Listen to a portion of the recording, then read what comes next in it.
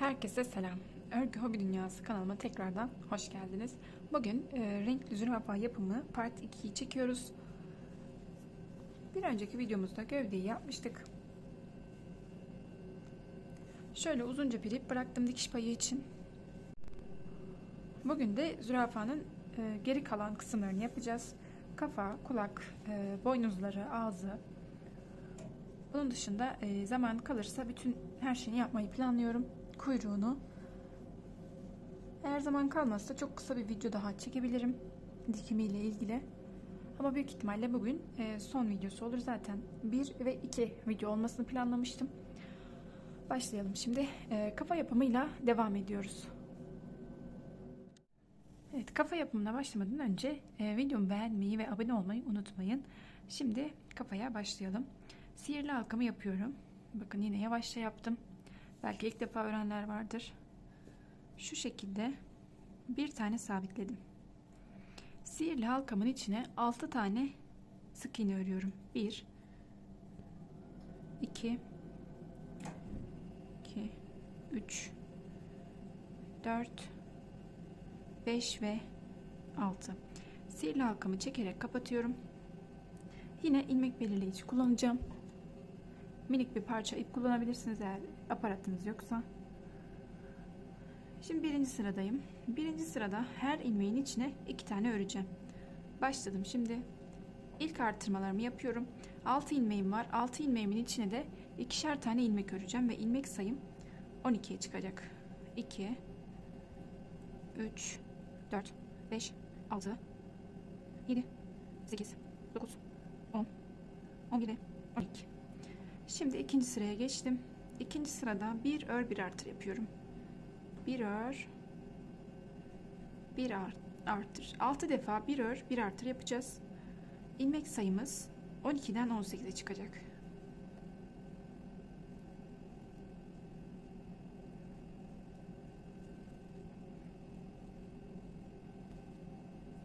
Evet, sıramı tamamladım. Şimdi bakın ilmek belirleyicimi yine alıyorum. Ay, bunu çekiyorsun. İlmek belirleyicimi aldım. Yeni sıraya geçtim. Yeni sırada, yani 3. sırada 2 ör bir artır yapıyoruz. 1 2 2 ör bir artır. Sıra boyunca 2 ör bir artır yapalım. Oradan devam edelim. 3. sırayı tamamladım. 2 ör bir artır şeklinde. Şimdi 4. sıradayım. 4. sırada 3 ör bir artır yapıyoruz. 2 3 ördüm, bir arttırıyorum. Sıra boyunca 3 ör bir arttır yapalım. 5. sıradan devam edelim. Evet, sıramı tamamladım. Şimdi 5. sıradayım. 5. sırada 4 ör bir artır yapıyoruz. 2 3 4 bir tane arttırıyorum. Sıra boyunca 4 ör bir artır yapıyoruz. 6. sıradan devam edelim. 5. sırada tamamladım. Şimdi 6. sıradayım. 6. sırada 5 ör bir artır yapıyoruz. 1 2 3 4 ve 5. Bir tane arttırıyorum. Sıra boyunca 5 ör bir artır yapalım. 7. sıradan devam edelim. 7. sıraya geldim. 6. sırayı tamamladım. 7. sıradayım. 7. sırada 6 ör bir artır yapacağız. 2 3 4 5 ve 6. Bir tane arttırıyorum. Sıra boyunca 6 ör bir artır yapalım. 8. sıradan devam edelim.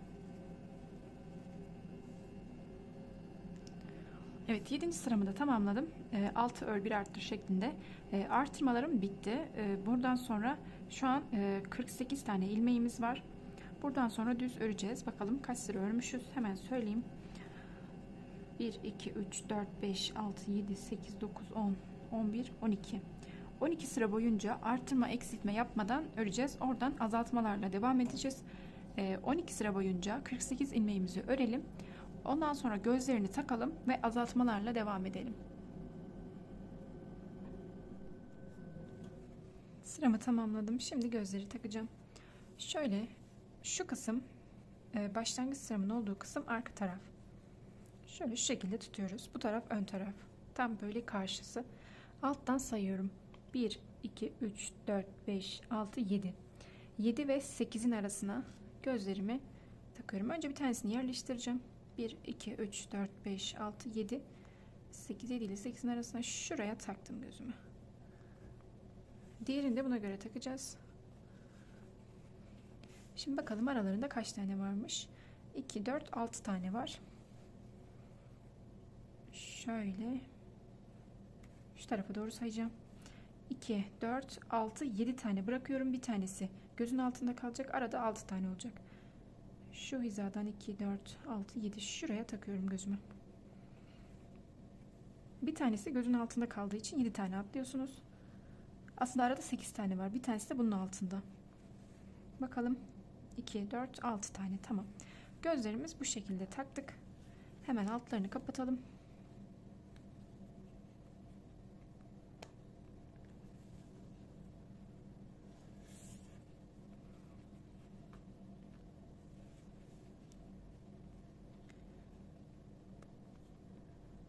Şimdi azaltma ile devam ediyoruz. Buralarını ekleyeceğim. Şimdi bu sırada 6 örgü azalt yapıyoruz. İlk azaltmamıza başlıyoruz. 3, 4, 5 ve 6. 2, 4, 6 tane yaptım. Bir tane azaltıyorum. 1, 2, 3, 4, 5, 6. Sıra boyunca 6 ör bir azalt yapacağız. Yeni sırada tamamlayalım. Yeni sıradan devam edelim. Evet, sıramı tamamladım. İpim dolaştı benim. Yine efsane şekilde dolaştı. 6 ör bir azalt sıramı tamamladım. Şimdi yeni azaltmamdayım. 5 ör bir azalt yapıyoruz. 1, 2, 3, 4 ve 5. Bir tane azaltıyorum. Evet, sıra boyunca 5 ör bir azalt yapalım. 1, 2, 3, 4, 5. Bir tane azalttım. Sırayı tamamlayalım. Oradan devam edelim. Sıramı tamamladım. 5 ör bir azaltı. Şimdi 4 ör bir azaltı yapıyoruz. 1, 2, 3, 4. Bir tane azaltıyorum. Sıra boyunca 4 ör bir azaltı yapalım. Yeni sıradan devam edelim.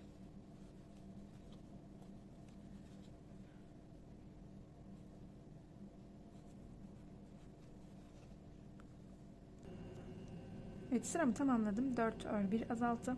Şimdi biraz içini dolduralım. Biraz daha küçülünce zorlanırsınız. Şimdiden doldurun biraz. Bir sıra daha azaltınca daha sıkı da doldurursunuz.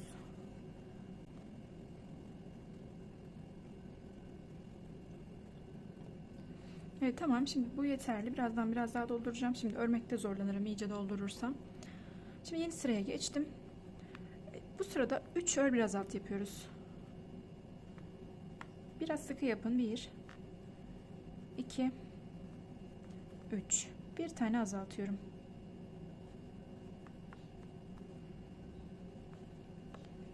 1, 2, 3. Bir tane azaltıyorum. Sıra boyunca 3 ör bir azalt yapalım. 3 ör bir azalt sıramı tamamladım. Şimdi bir sıra daha azaltacağım. Aslında kapatacağız burayı azaltarak. 2 ör bir azalt yapıyorum bu sırada. 2 ör bir azalt. Sıra boyunca 2 ör bir azalt yapalım. Yeni sıradan devam edelim.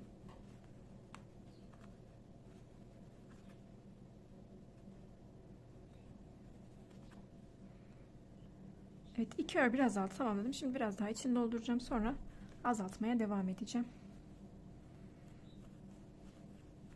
Şöyle şuralardaki boşlukları dolduralım. Çünkü birazdan tamamen kapanacak. Doldurma şansınız olmaz.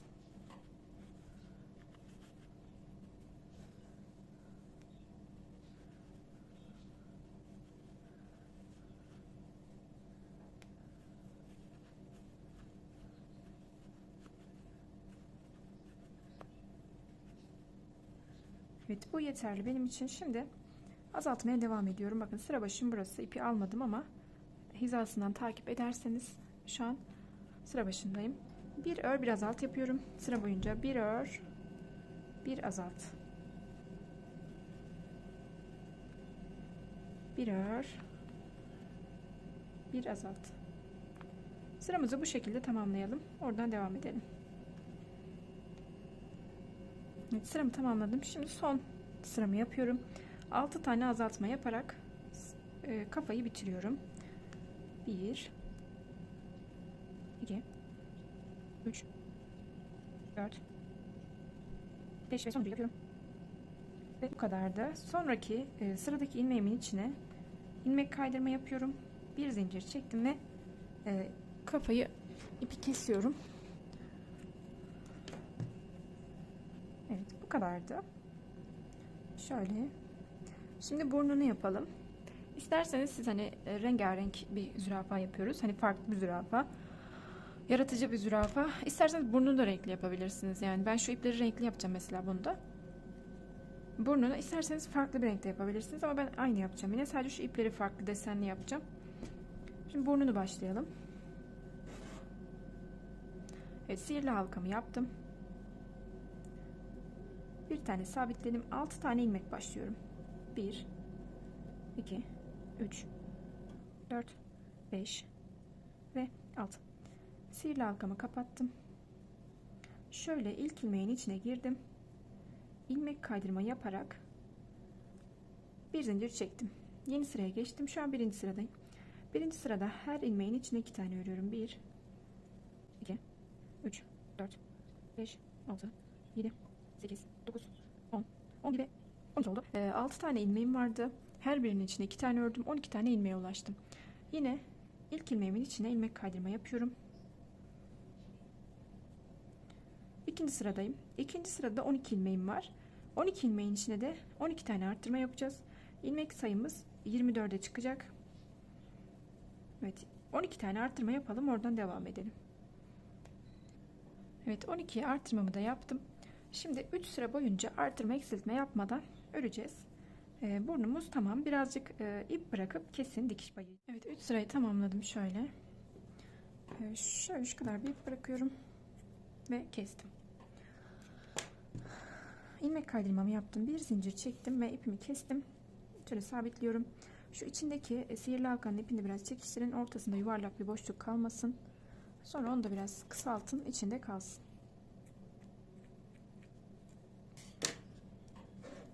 Evet, şimdi ben bunun iplerini yapacağım şimdi hemen.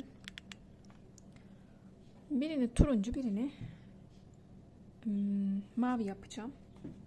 Şöyle mavi ipimi de şöyle koyayım. İğnem nerede? Buldum. Çok minik bir ip takacağım. Sonra bir daha dikişle uğraşmak istemiyorum burun için.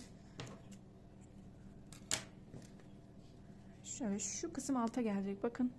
Odaklayalım. Şöyle şu kısım alta gelecek. Şöyle. Şuradan girdim yine.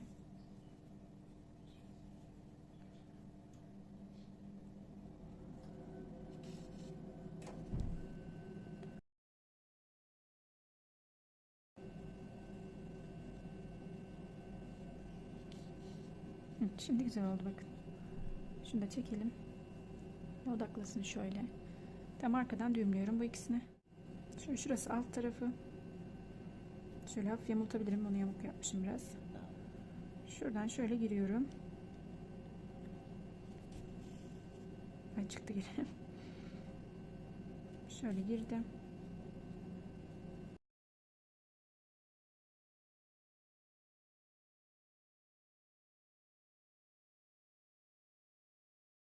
Şöyle burnunun çarpılarını da yaptım. Şimdi burnunu dikmeye geçelim. Bulanmış yine ya. Evet, şu şekilde bakın. Çarpılara göre yerleştirdim.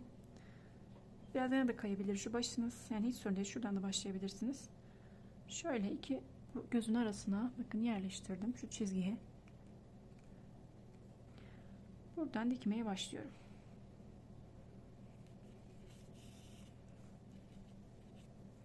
Evet, bakın bir geçtim. Şöyle sık iğnenin içinden girdim. Bir sık iğneden geçerek bu şekilde ilerliyorum. İsterseniz ikişer ikişer yapın. Öyle yapalım. Öyle daha hızlı olur. Şöyle 2 tane bakın geçtim. Şöyle bu şekilde etrafından dikiyoruz. Tek tek dikmek daha mantıklı. Hani 2 dikince boşluklar kalabiliyor. Teker teker her sık iğneyi dikin. Çünkü biraz içine elyaf koyacağız. Yani çocuklarınız falan da oynuyorsa tek tek dikin, yoksa o elyaflar çıkıp boğazlarına kaçabilir. Özellikle küçüklerse her şey olabilir. O yüzden tek tek yapın.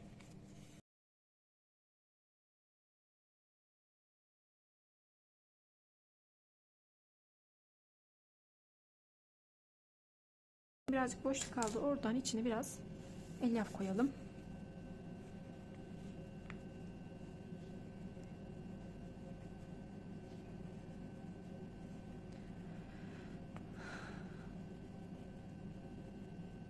Yok, düz olmuş. Şu kısmı da dikelim ve bitirelim. Evet, bu kısmı tamamladım. Bir tane düğüm attım. Şuradan şöyle şu alt kısma gidiyorum. İpimi hala koparmadım arkadaşlar. İpim uzun olduğu için bununla devam ediyorum. Yoksa şuraya yeni bir ip takın. Yüzünü şekillendirelim. Aslında gerek yok ama yine de biraz yapmak istiyorum ben. Çünkü çıkarabilirim artık ya. Buraya düğümledim bir tane ipimi. Şimdi buradan gireceğim. Şöyle şuradan gireceğim. Şuradan çıktım bakın. Gözün yanından çıktım. Şöyle hemen yandaki sık iğneden tekrar girip alt kısımdan çıkıyorum. Çekiyorum.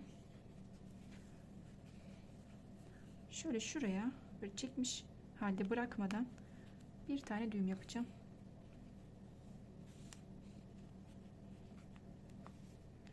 Biraz daha çektim ve düğümledim. Bakın biraz çökmüş oldu gözü. Şimdi diğerine de aynısını yapacağız. Şuradan giriyorum.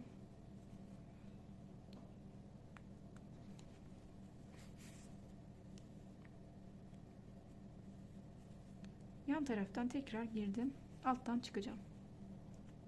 Bu kez şöyle arkaya doğru çıkın. Bütün çökme öne olmasın.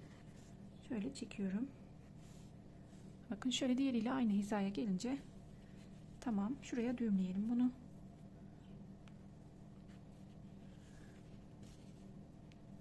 İpinizi bırakmayın. Birazcık daha çekiştirin ve şöyle düğümledim. Bakın birazcık gözler biraz içine doğru gitti. Şöyle burnun çarpıları biraz yamuktur. Olsun. Buradan kesiyorum bu ikisini de. Şimdi kulakları ve boynuzlarını yapalım. Önce boynuzlarını yapalım. Evet, karar verdim. Boynuzlarını sarıyla yapacağım. Şu yeşil kısmını. Onunkini sarıyla yapacağım. Siz hangi renk isterseniz onunla yapabilirsiniz. Şöyle bir sihirli halka yapıyorum.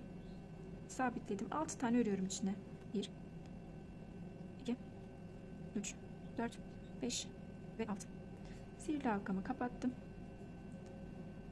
Kaydırmamızı yapalım. Bir zincir çektim. Şimdi örmeye devam ediyorum. Bir ör bir artır yapıyoruz bir sıra. Bir ör bir artır.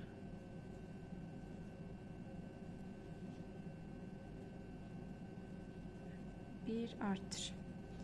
Sıra başıma geldim. İlk ilmeğin içine ilmek kaydırmamı yaptım. Bir zincir çektim. Şimdi 2 sıra boyunca sarıyla öreceğim. Şu an 9 ilmeğim var. 9 ilmeğimi 2 sıra öreceğim.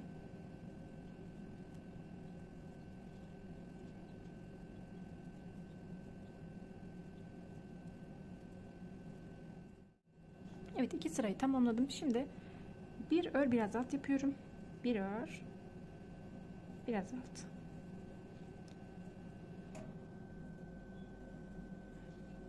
Bir ör bir azalt.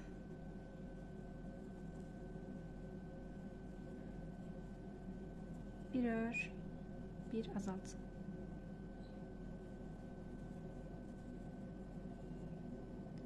Evet, sıramı tamamladım. Şimdi burada renk değiştireceğiz. Artık zürafamızı yaptığımız renk ipimizi alıyoruz. Hangi renk yapıyorsanız bunu alıyoruz. Ve ilmek kaydırmamızı onunla yapıyoruz. Bir zincir çektim. Sarıyı kesiyorum, burada düğümlüyorum.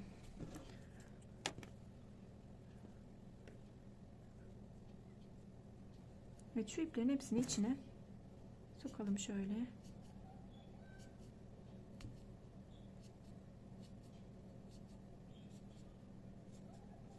İçine birazcık da elyaf koyacağım. Çok az.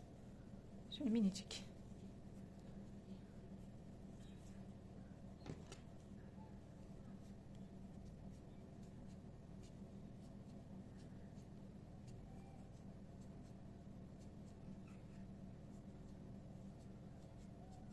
Ve şu an 6 ilmeğimiz var. 6 ilmeğimizi 3 sıra boyunca örelim. 3 sıra boyunca örelim. Oradan devam edelim. Evet, şöyle 3 sırayı ördüm.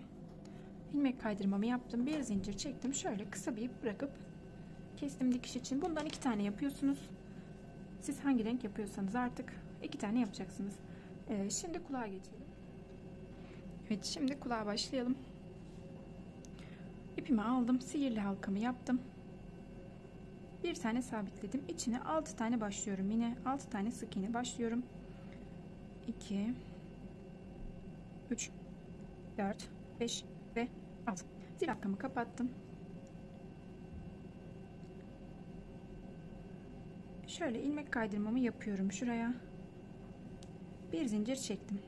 Şimdi her ilmeğin içine 2 tane örüyorum. 1 2 3 4 5 6 7 8 9 10 11 12. 6 tane ilmeğim vardı. Her ilmeğin içine 2 tane ördüm. 12 tane ilmeğe ulaştım. Şimdi 4 sıra boyunca artırma eksiltme yapmadan örüyoruz. 4 sıra boyunca. 4 sırayı örelim. Oradan devam edelim. Evet, 4 sıramı yaptım. Şimdi 2 ör bir azalt yapıyorum. 1 2 ördüm. 1 azaltıyorum. 1 2 ördüm. Bir tane azalttım.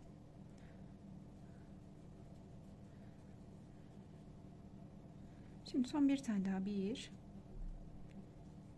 2 ördüm. Bir tane azaltıyorum. Evet, sıra başıma geldim. İlmek kaydırma yaptım. 3 tane azaltmış oldum. 9 ilmeğe düştüm. Bir zincir çektim. Şimdi şunu biraz çekiştirip içeri atacağım, artık takılıp duruyor. Hatta direkt keseyim ben bunu.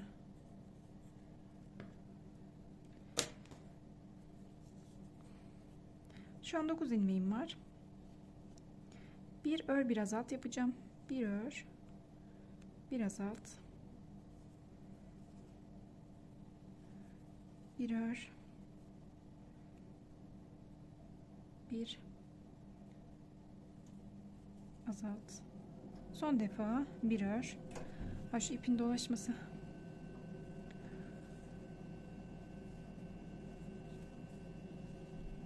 Son azaltmamı yapıyorum. Bir ör bir azalt.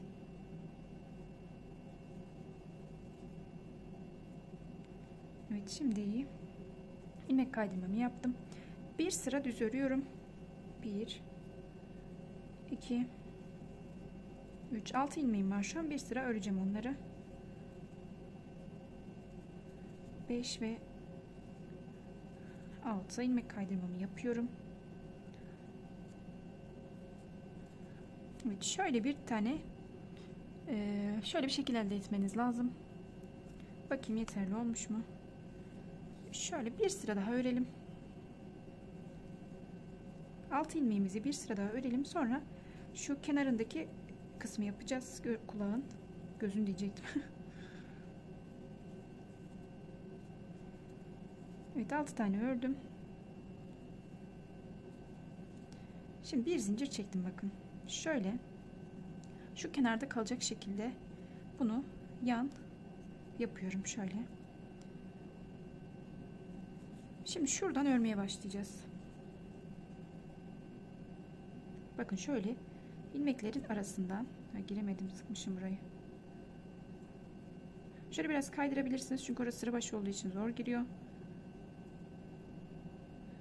Evet, girdim. İlmek kaydırma yaptım, bakın örmüyorum, ilmek kaydırıyorum. Sırayla şöyle yandan gidiyoruz.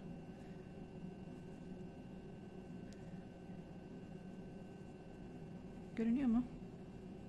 Bakın şöyle yanlardan, bakın şöyle oluşuyorlar.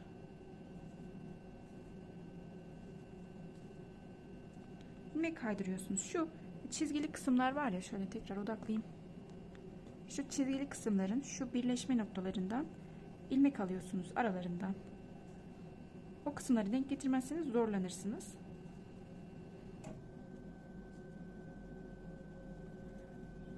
Şimdi şu ortadan aldım. Şuradan alıyorum.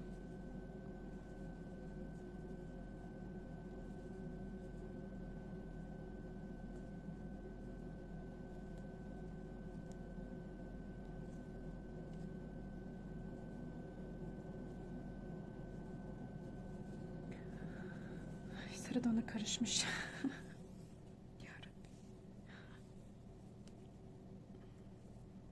Evet, kaç ilmek olduğunun bir önemi yok arkadaşlar. Kaç tane yapacağız derseniz hiçbir önemi yok. Şimdi şuradan şöyle şuraya da yapacağım. Bakın şurada ilk yaptığımın içine giriyorum şimdi. Dur, şurada bir tane daha yapayım. Bir zincir çektim, bakın. En köşeye geldim yine. Buradan bu yaptığım ilmek kaydırmalarının içine örmeye başlıyorum. En zor kısmı burası. Bakın aldım sık iğne, bir tane ördüm. Şimdi bir tane ördüm, bir tane azaltıyorum. Bir tanesini öreceğim. Biraz zor giriyor altına. Bir tane ördüm, bir tanesini azaltıyorum. Bir tane öreceğim. Bir tane azaltacağım. Çok da sıkmayın. Şu kıvrımı vermek için yapıyoruz bunu sadece.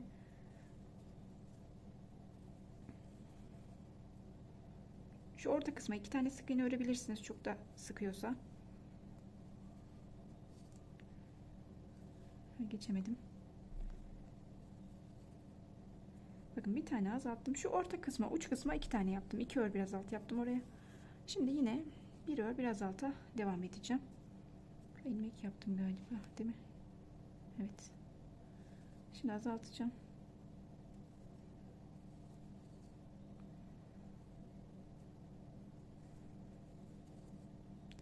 Bir tane ör, bir tane azalt. Şimdi bir tane ördüm.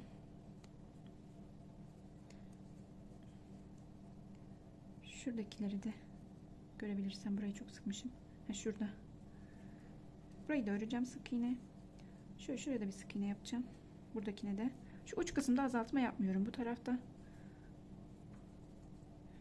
Şöyle ilk başta yaptığım sık iğnenin içine geldim. İlmek kaydırmamı yaptım. Bir zincir çektim ve bitirdim. Şöyle dikiş payı bırakarak kestim. Bu kadar. Biraz zor, farklı bir kısım. Ama şu kıvrımı elde etmek için bunu yapmamız lazım bu şekilde. Şuradan dikeceğiz zaten. Kulağı şöyle.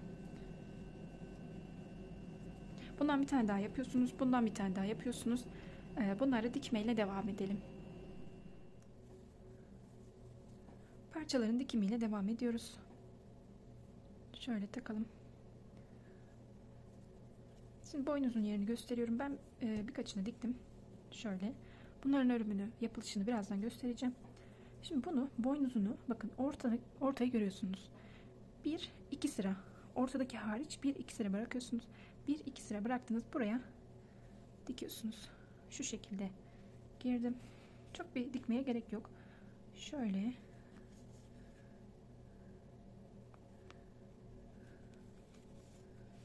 Bakın hemen oluyor zaten.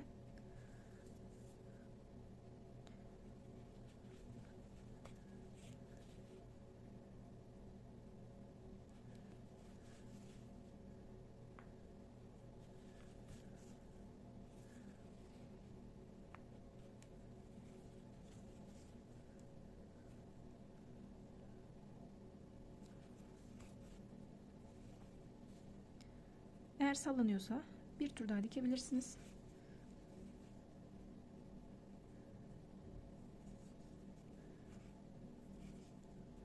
Bakın oldu. Şimdi kulağını da dikelim. Şöyle taktım. Bakın şöyle bitirdiğimiz kenar var. Üst taraf. Bu şöyle üste gelecek. Dikerken. Bakın boynuzdan sonra 2-3 sıra atlamışım.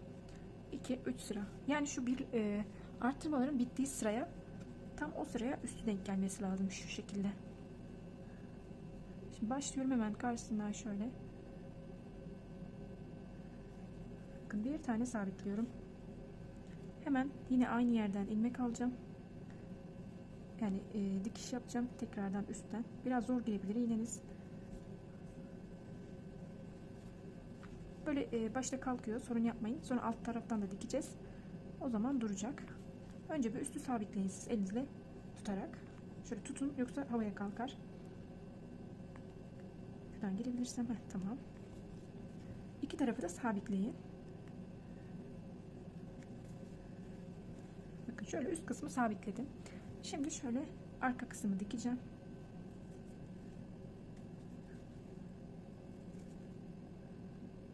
Şöyle alta indim. Bu çıktı. Şöyle kamerayı biraz yaklaştırdım. Belki açıdan çıkıyorum diye. İnşallah çıkmamışımdır, yani görmedim nereyi çektiğimi. Şimdi daha dikkatli çekiyorum. Şöyle alt kısmı bakın aşağı doğru bir sıra aşağı dikiyorum. Arada bir tane atlayıp alta dikiyorum ki havada kalmasın. Alta doğru şöyle bir eğim olsun. Şöyle.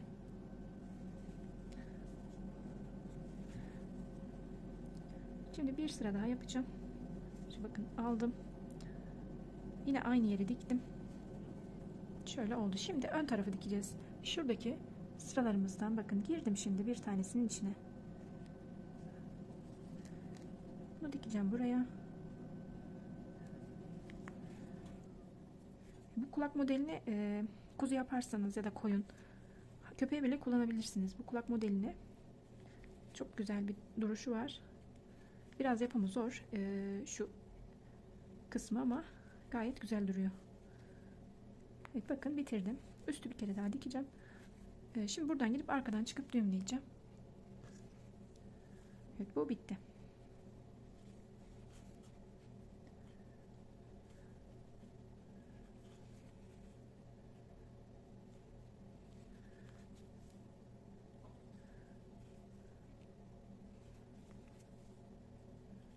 Ve tamamladım. Bu ipleri kısa kısa kesip içine tığla çekeceğim. Onu göstermeyeceğim. Hatta bir tanesini göstereyim, belki ilk defa yapanlar vardır. Şöyle bakın şuradan bir yerden giriyorum. Hemen yanından çıktım. Aldım ve içine çektim, bıraktım. Bu şekilde hepsini yok edeceğim. Şimdi şu parçanın yapımını ve şuraya dikimini göstereceğim. Hemen istediğiniz renk ya da hangi renginiz varsa rengarenk yapacağınız renklerden birini alın ve bunu yapalım. Evet şu şekilde ben bir sürü renk yaptım. Her renkten 4 tane yaptım. Kaç renk kullandığımı saymadım ama mor, sarı, yeşil, mavi, başka hangi renk? Bu kadar herhalde. Şimdi böyle parça iplerden yapıyorum ben bunu. Kalan ipleri değerlendirmek adına. Şimdi sihirli halkamı yaptım. Bir zincir çektim. İçerisine 6 tane ilmek örüyorum. 1, 2, 3, 4, 5 ve 6. Sihirli halkamı kapattım. İlk ilmeğin içine ilmek kaydırma yapacağım. Kaydırdım. Bir zincir çektim. 6 tane arttırma yapıyorum. Bu kadar. 6 tane arttırma yapacağım. İlmek kaydırmamı yapacağım. Orada biraz ip bırakıp keseceğim. Dikiş için. Bu kadar. Bundan istediğiniz renklerden yapın. Siz kaç renk kullanıyorsunuz bilmiyorum. Eğer renk sayınız az ise daha fazla yapmanız gerekiyor. Bir sayısı yok. Ben böyle 4'er tane yaptım. İşte denk getirdiğim yere dikiyorum. Böyle boşluk kalırsa oraya da yapıp dikebilirsiniz. Şöyle göstereyim. Bakın bu şekilde yerleştirdim ben. Şunu da dikmeye başladım. Böyle birkaç tane diktim. Şimdi göstereceğim. Siz de dikersiniz. Evet. Dikiş için ip bırakıyorum. Ve kestim. Bu kadar. Bunu geçiriyoruz. Bir zincir çekip. Bu kadar. Şu ortalarını çekip burayı kesiyoruz. Birazcık ip bırakıp bu kadar. Şimdi ben bir de mavi dikmek istiyorum yüzüne. Ay odaklamamış. Bir tane de mavi dikeceğim yüzüne. Bakın ortasını sıkıştırıyorum. Kısaca kesiyorum. Çok da iyice dipten kesmeyin, açılır. Şöyle minik bir parça bırakabilirsiniz. Takıyorum ipimi. Şimdi yüzüne yerleştirdim. Bakın bu dikimini bir tane göstereceğim. Diğerlerini siz yaparsınız. Hepsi aynı zaten. Şöyle bakın. Altına doğru bir sık iğnenin içinden. Böyle dıştan değil, içten bir sık iğnenin içine girdim. Şöyle bir tane atlıyorum. Bir tanenin içinden çıktım. Hemen yine altına doğru bir sık iğnenin içinden giriyorum. 2 tane atladım, çıktım. Yine bakın bir tane atladım, bir diğerinin içinden girdim. Bu şekilde etrafını dikiyoruz.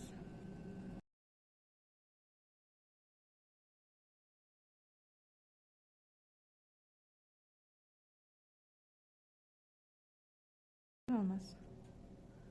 Evet, son bir tane daha yapacağım. Sonra buraya düğümleyip nasıl yok ettiğimi göstereceğim.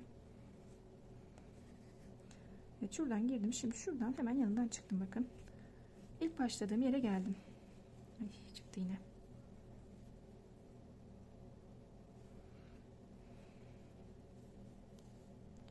Evet, ipi taktım, ip çıkmıştı. Şöyle düğümlemeyi gösteriyorum. Bakın şu arada dikim yaptığım bir yer var. Onun içinden geçtim şöyle. Üstle hiç alakası yok. Aradaki ip.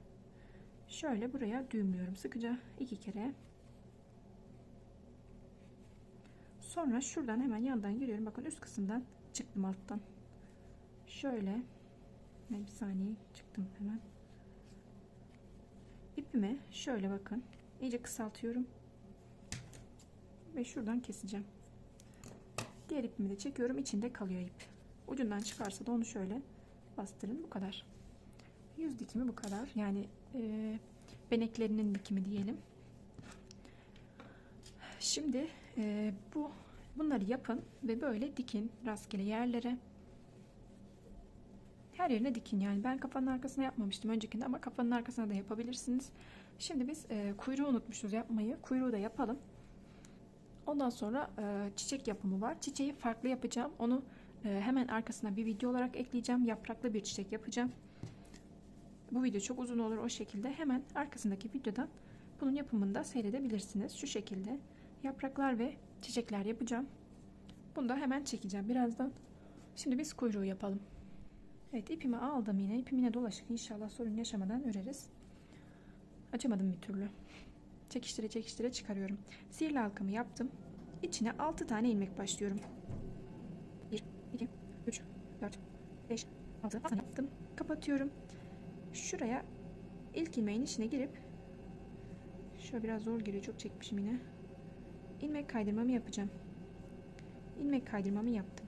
Şimdi bir sıra bir ör bir artır yapacağız. Bir ör bir artır. Bir ör bir artır. Bir ör bir artır. Şimdi sıra ilk kaydırmamı yapıyorum. Bir zincir çekiyorum. İpe bakar mısınız? Kalan ip diye başladım. O da dolaşık çıktı. Daha açılıyor şu an. Önceden daha zor açılıyordu. Şimdi bunu yaptıktan sonra bakın 1, 2, 3 sıra boyunca pardon 2 sıra bir sıra arttırması 2 sıra boyunca arttırma eksiltme yapmadan örelim. 2 sırayı tamamlayalım. Oradan devam edelim örmeye. Evet, 2 sıramı tamamladım. Şu ipi biraz kestim içine doğru. İtekleyeyim şunu. Evet, şimdi bir sıra bir ör bir arttır bir ör bir eksilt yapacağım. Bir ör bir eksilt. 3 defa azaltmış olacağım. Tekrar 6 ilmeğe düşeceğim. Bir ör bir eksilt. Bir ör bir eksilt. Şu an 6 ilmeğim var. Çıkmıyor. Bir sıra daha öreceğim. 6 ilmeğimi 1 2 3 4 5 ve 6. Şimdi bir sıra daha bir ör bir eksilt yapacağım. Bir ör bir eksilt. 2 tane daha azaltmış olacağım. İlmek sayım 4'e düşecek. Bir ör bir eksilt. Evet, girebilirsem eksilteceğim. Girdim. Böyle küçük yerler biraz zor oluyor ama yaparsınız. Yani küçük bir oyuncak olduğu için bu kadar minik minik şeyler yapıyoruz. Şimdi bir sıra daha öreceğiz ve koparacağız.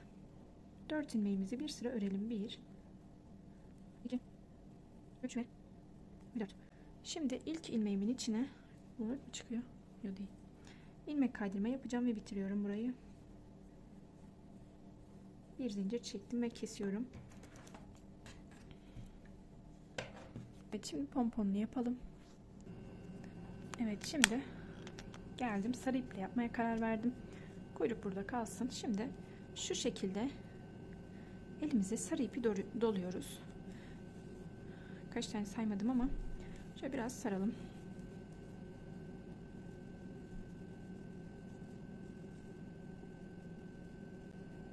Tamam, yeterli. Şuradan keseceğim bunu. Şöyle sarı ipimden de bir parça kestim. Şöyle bakın. 2 kat yapıp bağlayacağım şimdi. İki parmağımın arasından geçirdim ipi. Geçirdim şöyle.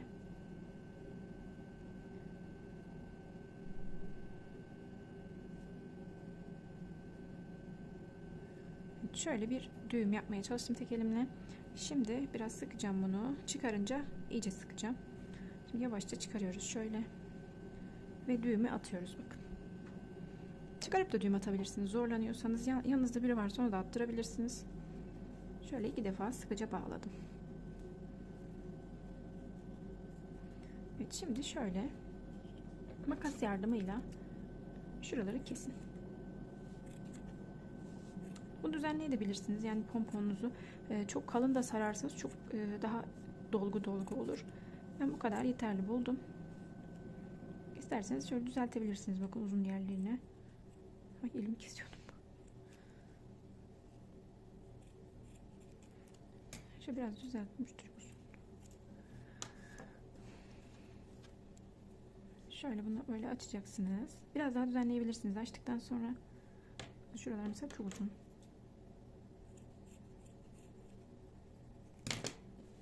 Daha çok sararsanız daha dolu olur. Ben bu kadar sardım sadece. Siz daha çok yapın. Çünkü ben göstermek amaçlı yapıyorum zaten bunu. Nasıl yaptım? Şöyle bakın, şöyle oldu. Kuyruğu alıyorum şuradan. İğnemle içinden geçirip buraya bağlayacağım.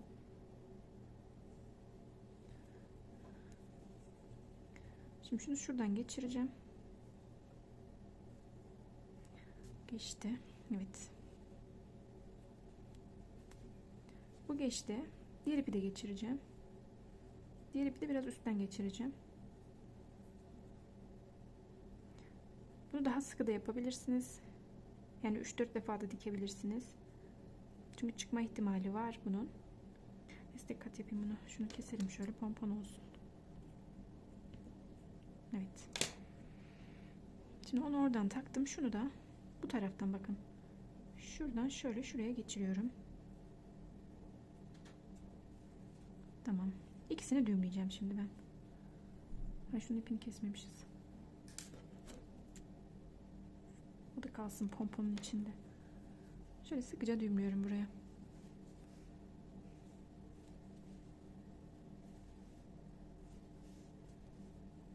Şöyle üste doğru yerleştirin bunu. Bakın oldu. Biraz yerleştirmeniz lazım üste doğru, uç kısma doğru. Tam uca da dikebilirsiniz. Tam uca dikerseniz böyle kaymaz kenar tarafına. Şu uzun ipleri de şöyle diğerlerinin hizasında kestim. Gayet tatlı oldu şöyle. Bakın şu kenar boş duruyor. Şöyle üstte biraz yerleştirin bunu. Şimdi oldu. Şunları atalım. Evet. Kuyruk rengi ipimi alıyorum yine dikmek için. Nerede bunun ucu?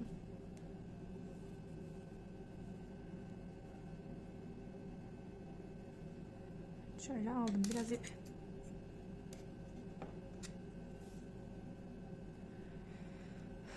Şuradan giriyorum şimdi şöyle. Bakın. Girdim. Bunu buraya düğümlüyorum. İp kalmış burada. Başka var mı? Yok. Ve sıkıca düğümleyin. Şimdi kuyruğu yerine yerleştirelim. Şu kısma dikeceğiz. Şöyle.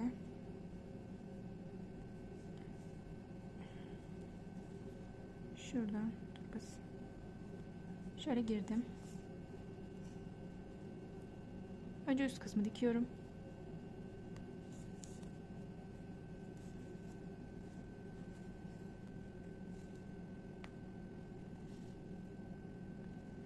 Biraz sıkın burayı. Gevşek yaparsanız kuyruğunuz alta doğru eğilir. Dik durmaz. Üst kısmı böyle sıkıca dikin. Bakın gayet duruyor kendisi. Böyle sıktığımız zaman. Şöyle birkaç kere daha dikin üstü. Sonra alttan da sabitleyelim ve bitirelim kuyruk kısmını.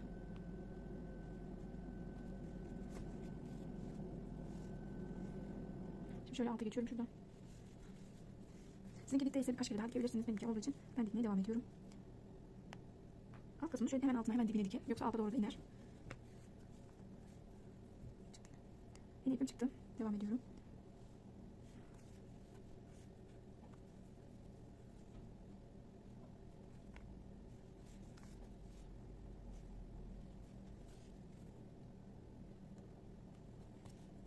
Tamam, bakın oldu gayet. Bir de diğer şu yan tarafını sabitleyeceğim. Yanları da dikeyim. Bu tarafa diktim. Şimdi bu tarafa sabitleyeceğim ve mikron. Tamam. Şöyle yaptım.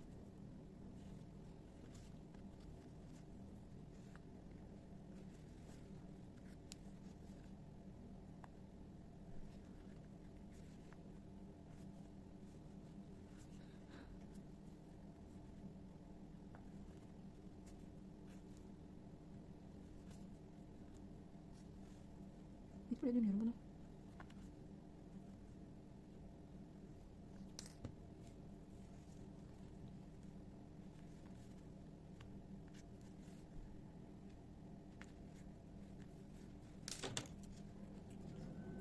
Evet, şöyle çiçeğimi hazırladım. Bakın diktim kafasına. Yapraklarından diktim. Dikimini çekmedim. Daha doğrusu videoyu açtım ama video kapanmış, çekmemiş. Şu yaprakların altından birer tane dikiş attım sadece. Bu kadar. Şimdi boynunu dikelim ve videomuzu bitirelim.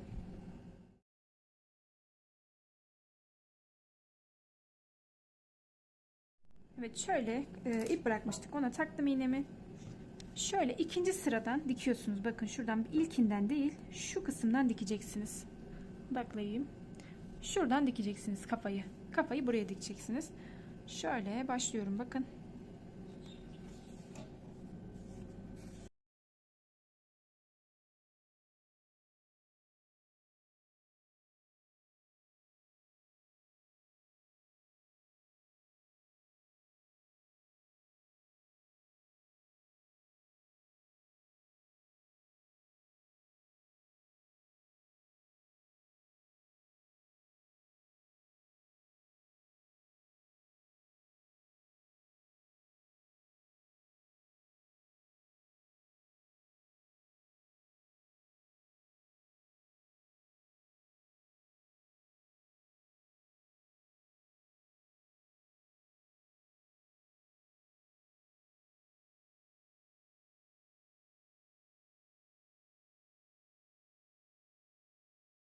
Evet, şöyle tamamladım arkadaşlar. Şöyle göstereyim. Videom buraya kadardı. Beni izlediğiniz için teşekkür ederim. Şöyle daha farklı bir çiçek yaptım buna. Siz istediğiniz renk yapabilirsiniz. Bu şekilde.